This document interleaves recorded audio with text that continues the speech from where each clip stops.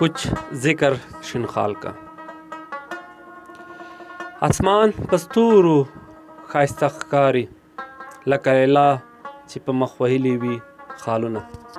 ناظرین، آپ سن رہے ہیں بلوچستان پوڈ کاسٹ اور میں ہوں آپ کا میزبان عبدالکریم.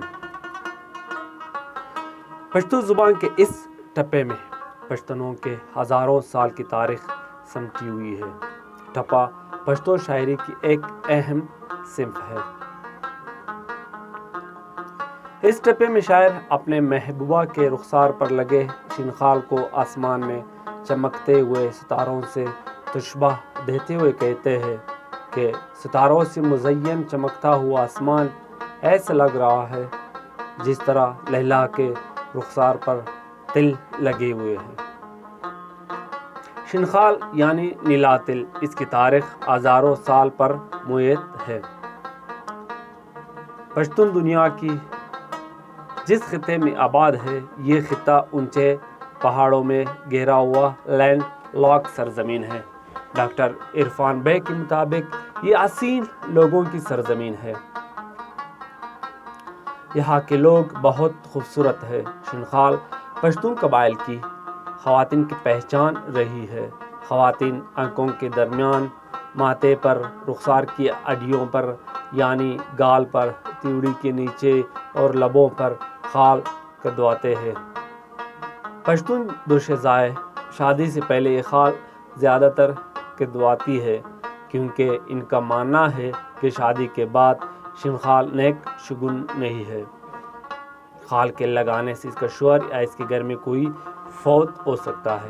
لیکن کچھ لوگ اپنے چھوٹے بچوں کے ماتھے پر شنخال اس لیے کدواتے تھے کہ اس سے بچہ جلد نہیں مرتا بلکہ خال لگانے سے عمر زیادہ ہو جاتی ہے. لیکن خال مریض کے علاج کے لیے بھی کدواتے تھے. خاص کر رگ نساء کے لیے خال کدوائے جاتے تھے اور یہ خال اب بھی کئی علاقوں میں بغرض علاج کدوائے جاتے ہیں. شنخال یعنی تل ہر خاتون یا مرد نہیں لگا سکتا ہے. پہلے زمانے میں خال لگانے والی خواتین تقریباً ہر محلے یا دیہات میں لازمی ہوتی تھیں، جس سے دیہات کی نوجوان لڑکیاں یا مائیں اپنی چھوٹی بچیوں کے ماتھے، گال یا توڑی پر خال کدواتے تھے. خال لگانے والی خواتین 2 یا 4 سوئیوں کو یکجا کر کے چہرے کی مخصوص جگہ جہاں پر خال لگانا مقصود ہوتا آہستہ آہستہ چبواتا. جب اس زخمی جگہ سے خون نکل آتا تو اس پر سرمے کی ہلکی سی مقدار اس زخم پر ڈال دیتا. تقریباً 8 گھنٹے تک وہ سرما اپنا رنگ نکال دیتا اور اس زخمی جگہ پر شنخال نمودار ہو جاتا ہے. شنخال ماضی میں سنگار کا واحد ذریعہ ہوتا تھا اور شنخال خوبصورت بھی لگتا ہے. افغانستان، بلوچستان، سابقہ فاٹا اور خیبر پختونخوا میں اب 60 سال سے زائد ہر تیسری بزرگ خواتین کے ماتھے، گال، تیوڑی یا ہاتھ پر خال نظر آئے گا. لیکن اب یہ خال ماضی کا حصہ بنتا جا رہا ہے. اس کے مختلف وجوہات ہیں. سب سے اہم وجہ پشتون خطے میں جنگ و جدل ہے. جنگوں کی وجہ سے پشتونوں کی زندگیوں میں مختلف تبدیلیاں آئیں، علاقہ بدر ہوئے. پشتون قبائل میں سے بہت سے قبائل خانہ بدوش. ان خانہ بدوش قبائل میں خال کدوانے کا رواج عام تھا. جنگوں کی بدولت اکثر خانہ بدوش قبائل نے خانہ بدوشی ترک کر کے شہروں کے قریب آباد ہوئے اور کچھ لوگوں نے شہروں کو اپنا مسکن بنا لیا.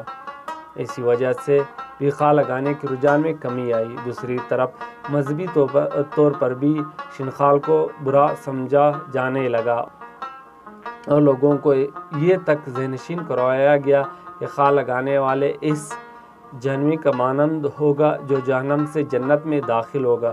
لیکن اس کے ماتھے پر ایک شنخال ہوگا اور یہ خال اس کی پہچان ہوگا کہ یہ جنتی دوزخ سے آیا ہے.